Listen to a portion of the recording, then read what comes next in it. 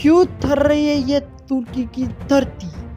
जाने इसके पीछे की असली वजह। आखिर क्यों रह रहा कर थरा रही है ये तुर्की की धरती? यहाँ पर कितने लोगों को बेवक्त गंवानी पड़ी है जान। सोमवार की सुबह या 7.8 तीव्रता वाले भूकंप को अभी भी कोई भी समझ नहीं पा रहे हैं। सुबह में बार बार करके भूकंप का चौथा झटका महसूस होने लगा। जी हाँ दोस्तों, 2 दिन में 4 झटके महसूस हुए। 24 घंटे में तुर्की ने 5.6 रिक्टर स्केल पे भूकंप का चौथा झटका महसूस हुआ।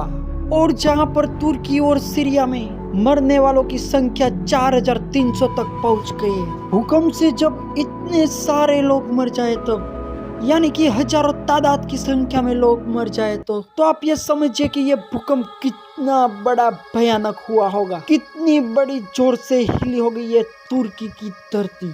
4300 मारे गए और ये तो सिर्फ ऑफिशियल आंकड़े हैं और माना जा रहा है अभी भी मरने वालों की संख्या में और भी बढ़ोतरी होने वाली है। तुर्की में फिलहाल राहत कार्य जोरों पर है और बताया जा रहा है कि दुनिया के कई देश तुर्की की मदद के लिए आगे आ रहे हैं। पर यहाँ पर आपको ये जानना बेहद जरूरी है, आखिर तुर्की में क्यों इतनी बड़ी भयानक तबाही आई है। जानते हैं इसके पीछे का कारण। तुर्की में हर बार क्यों आते हैं इतने बड़े भूकंप, और इस बार का भूकंप सन 1944 के बाद सबसे भयानक और तेज था। तुर्की में कितने बार आ रहे हैं भूकंप, और आखिर आ रहे हैं तो क्यों बार बार ये तुर्की में आ रहे हैं भूकंप? तो आइए जानते हैं इन सभी सवालों का जवाब। अगर उससे पहले हमारे चैनल को सब्सक्राइब नहीं किया है तो अब समय है सब्सक्राइब करने का, तो सब्सक्राइब कर लीजिए और बेल आइकन को प्रेस कर दीजिए। पहला भूकंप तुर्की के करीब नूरदागी में आया, यानी कि ये सीरिया के बॉर्डर पर है।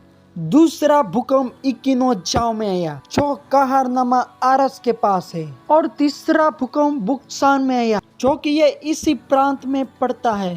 ये 3 भूकंप के बाद सीरिया और तुर्की में तबाही का माहौल है। 7.7, 7.6 और 5 रिक्टर स्केल वाले तीव्रता वाले भूकंप ने चारों ओर लाशों का ढेर कर दिया है। कहा जा रहा है कि भूकंप ने तुर्की और सीरिया को कम से कम 6 बार जोर जोर से हिलाया है। सबसे बड़ा झटका 40 सेकंड तक महसूस हुआ था। इसी ने भी सबसे ज्यादा तबाही मचाई थी। वही मंगलवार को सीरिया और तुर्की में भूकंप के झटकों के आने का सिलसिला जारी है। 24 घंटों में यहाँ पर कई झटके आए हैं जिनके बाद लोगों में दहशत का माहौल है। हजारों की तादाद में लोग घायल हैं और इमारतों के मलबों में अपने की तलाश जारी है। इस विनाशकारी भूकंप के बाद राष्ट्रपति रजब तैयब एर्दोगान ने 7 दिन के राष्ट्रीय शोक का ऐलान कर दिया है। असल में तुर्की 4 टेक्टोनिक प्लेट के जंक्शन पर बसा हुआ है, इसलिए किसी भी प्लेट में जरा सी भी हलचल तुर्की को हिला देती है। ये टेक्टोनिक प्लेट की हम बात कर रहे हैं। ये धरती के नीचे अलग अलग लेयरों से बनी हुई है और यही प्लेटों के आगे और पीछे हिल जाने की वजह से, मूवमेंट की वजह से, आगे और पीछे टकराने की वजह से आपस में जो है हलचल होती रहती है और भूकंप आते हैं। और यही प्लेटों के जंक्शन पर जब प्लेटों टकराती है तो वहाँ पर स्थित है तुर्की। धरती के नीचे जो है इसका खामियाजा भुगतना पड़ रहा है तुर्की को, यानी कि ये देश को। इस बार भी अपनी हलचल इतनी तेज थी कि तुर्की के बाहर सीरिया, लेबनान और इवन इजराइल तक की धरती हिल गई। तुर्की का ज्यादातर हिस्सा एनाटोलियन प्लेट पर है। एनाटोलियन का मतलब है छोटा एशिया। इसके बारे में डिटेल में बात करते हैं। जी हाँ, अब तुर्की में इतना बड़ा भूकंप आया क्यों, ये समझने से पहले हमें धरती के डिजाइन को समझना होगा। हमारी धरती 4 लेयरों से बनी हुई है, inner core, outer core, mantle और क्रस्ट। ये शायद आपने भी पढ़ा होगा स्कूल में। क्रस्ट सबसे ऊपरी लेयर को कहते हैं, इसके बाद होता है मेंटल।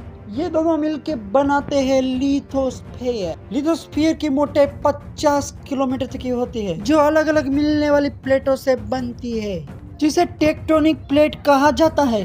धरती बड़ी टेक्टोनिक प्लेट पर स्थित है। इसके नीचे तल पदार्थ यानी लावा है। इसमें ये प्लेट लगातार तैरती रहती है, कई बार आपस में टकरा भी जाती है। टकराने से कई बार प्लेट के कोने मोड़ जाते हैं और ज्यादा टकराने से यह प्लेट टूटने लगती है। ऐसे में नीचे से निकली हुई एनर्जी बाहर निकलने का रास्ता खोजती है और इस डिस्टर्बेंस के बाद ही भूकंप आता है। इसको कह लीजिए यही डिस्टर्बेंस भूकंप है। और जहाँ तक बात ये तुर्की की है तो तुर्की सबसे भूकंप संभावित देशों में से एक है। तुर्की में बार बार भूकंप आने का कारण दरअसल इसका लोकेशन ही है। तुर्की का लोकेशन इसको अलग अलग 4 प्लेटों पे खड़ा करता है। दरअसल मैंने आपको पहले बताया, तुर्की का ज्यादातर हिस्सा टेक्टोनिक प्लेट पर बसा है। ये प्लेट रशियन, अरेबियन और अफ्रीकन प्लेट के बीच फंसी हुई है। जब अफ्रीकन और अरेबियन प्लेट्स शिफ्ट होती है तो तुर्की साइन वेस्ट की तरफ फंस जाता है और इससे धरती के अंदर से ऊर्जा निकलती है और इसकी वजह से यहाँ पर बार बार भूकंप आते हैं। जाने की सोमवार पे यहाँ पर भूकंप आया तो टोलियन फ्रंट लाइन पे आया था। तुर्की में ज्यादा भूकंप क्यों आते हैं यह तो हमने समझ लिया, लेकिन इस बार का भूकंप ज्यादा खतरनाक क्यों था? इन भूकंपों में इतनी मौतें क्यों हुई? क्यों हजारों लोग इसमें मारे गए? उसका सीधा साधा जवाब है भूकंप की तीव्रता। अगर रिक्टर पैमाने पे तीव्रता 7 अगर दिखती है तो इसके आसपास 40 किलोमीटर के दायरे में तेज झटका महसूस होता है। और 7 के आसपास भूकंप वाले झटके कितने डेंजर होते हैं इसके अंदाज वो तो आपको तुर्की में हुई तबाही को देख कर ही हो गया होगा। खैर, मुश्किल की कड़ी में हम और आप तुर्की में कम से कम जान गंवाने वालों के लिए प्रार्थना तो कर ही सकते हैं। तो दोस्तों, नेक्स्ट वीडियो में फिर मिलते हैं एक और लेटेस्ट खबर के साथ। तब तक आप सभी का इस वीडियो के अंत तक बने रहने के लिए दिल से धन्यवाद।